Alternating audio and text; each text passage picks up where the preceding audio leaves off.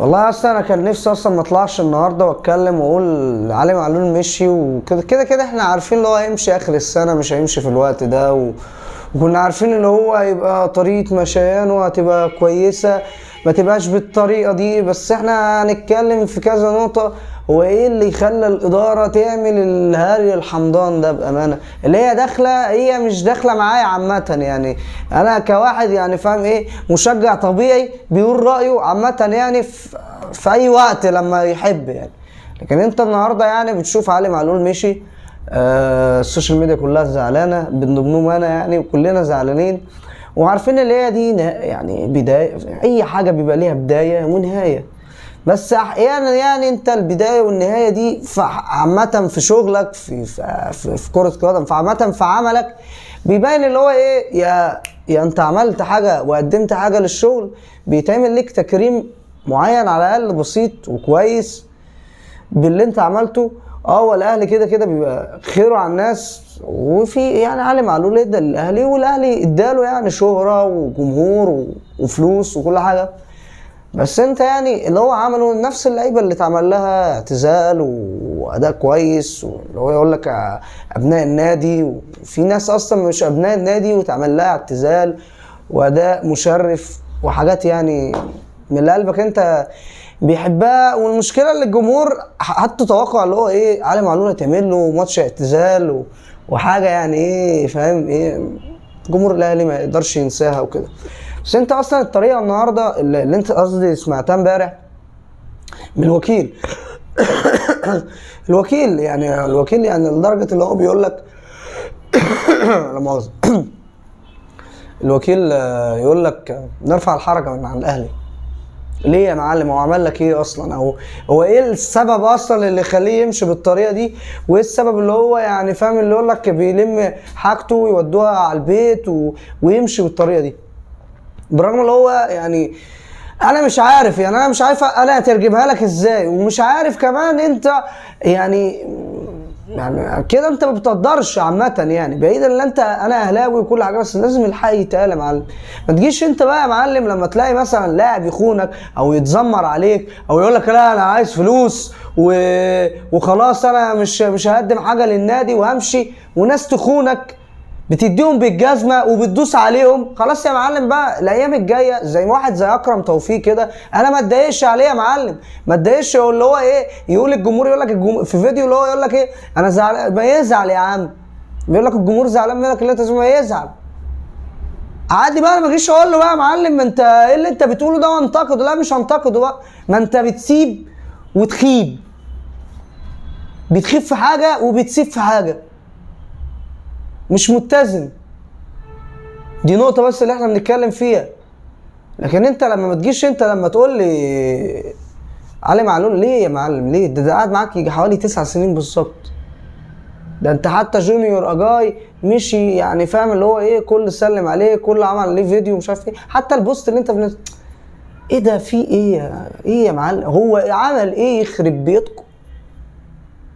انا حتى برضه انا مستغرب اللي هو ايه، علي معلول مشي مره انت في تمهيده حاجه يعني، حتى في وقت اصلا مش ملائم اللي انت تعمل له اي حاجه. ما تخلي معاه للسنه يا عم، اديله التكريم اللي هو يمشي لاخر السنه، يحضر معاك حتى كاس العالم، مش لازم يلعب بس يحضر معاك كاس العالم. هتقول لي بقى الاجانب والشغل الحمضان ده، انت في ناس شويه عرر اصلا عندك ما لهمش لازمه، ما يعرفوش الكوره مستطيله ولا مدوره، ما يعرفوهاش. فانت ما تجيش تكرف على الراجل ده، ما تجيش تقول له هو ده هو اللي عمل العقده، هو ده المصاب اللي انت محموق عليه قوي.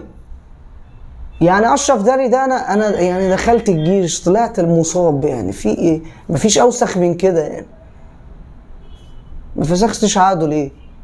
في اجانب تانيين كتير يعني بتفضي وبعدين معاك. انا مبسوط بالصفقات اللي انت عملتها بالفتره دي تمام، بس ما يبقاش في نقطه زي دي. ما انت بتعمل حاجه كويسه، لازم تظروفنا واحده وحشه تعلم الوحش، يعلم مش الحلو، الوحش يعلم. واحد زي ده يعني فاهم اي بطوله واخدها اخر 6 سنين هو موجود فيها وفاكر فيها، ما عدا البطوله الاخيره عشان هو كان مصاب قدام الترجي. تفاجؤ غريب جدا يعني، فاهم؟ اللي هو انت لو عايز تحلها هتحلها، لو كنت عايز تخلي معلول يقعد لاخر السنه هتخليه يقعد لاخر السنه. هي العقده مش في حوار اجانب، هي العقده كلها في التصريحات بتاعت كولر وكابتن محمد رمضان. انا عاجبني اداء، يعني انا مبسوط جدا بكابتن محمد رمضان بادائه واسلوبه مع اللعيبه وبتاع. بس هي في نقطه اللي انا عايز اتكلم فيها، اللي هو ايه التصريحات اللي انتوا كنتوا بتطلعوها وتمهدوها ما كانتش تكون احسن من كده، مش بروفيشنال يعني. اللي هو ايه، مش اللي هو يعني لا يا جماعه اضحكوا علينا يعني بكلمتين وفاجئونا مره واحده. لكن تمهيد انا عارف اللي هو هيمشي، بس مش في الوقت ده. كنت فاكر ان انت هتجدد له لاخر السنه حتى يا عم شهر 6 الجاي ده في الصفقات الصيفيه، وودي على طول وخلاص. شكرا يا علي معلول، انت قضيت معانا احلى ايام، وانت ايامك كانت حلوه، وانت من احلى ايامك كانت في الاهلي. يعني اسلوب اللي هو ايه تمهيدا يعني لاي حاجه. ممكن بعد الهري ده يخلوه مثلا مدرب زي وليد سليمان، الناس حاجه يبقى هو يعني يعتبر هو ادالك كتير، وكمان رفض صفقات، قصدي رفض انتقالات كتير. يعني بما ان اللي هو الاهلي خيره عليه، هو برضه نفس الحوار يعني، ضحى برضه يعني، فاهمني؟ 9 سنين كتير قوي برضه يعني. عكس انت اهو في ابناء النادي باعوك من قرشين زياده وزودوا معاه وودوا يا معلم. فانت كنت بتدوس على اللي هو بتاع القرشين، وبتدوس برضو اللي ادالك. ما اصل هو ماشي اسم النادي الاهلي وكل حاجه، بس اسم النادي الاهلي هيلعب لوحده ولا بلعيبه؟ لعيبه عارفه الروح، عارفه قيمه النادي، عرفت قيمه النادي، ادوله بقى القيمه بقى اللي انت ايه بتقولها للناس.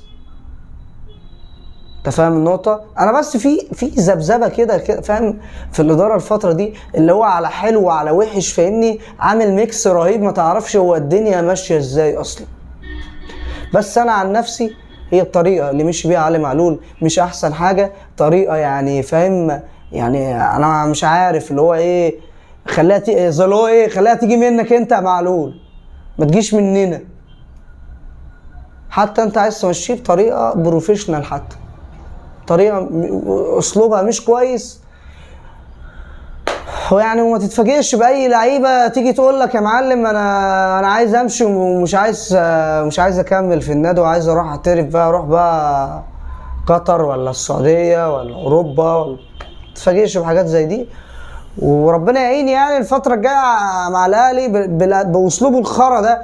يعني مثلا واحد زي كريم نيدفيد، يعني لولا اللي معلول تونسي كنت قلت لكم كريم نيدفيد بيعمل ايه هنا، بس مش عايزين نطول في الموضوع. والحمد لله اللي هي عدت على قد كده يعني. واتمنى يعني الاهلي يكون احسن عامه الفتره الجايه بالصفقات الجديده، واتمنى يعني معلول ما تزعلش يا اسطى، احنا اللي بنحبك يا معلم، وخلاص بقى يعني لو في اي مشاكل نمسحها فيا انا. سلام.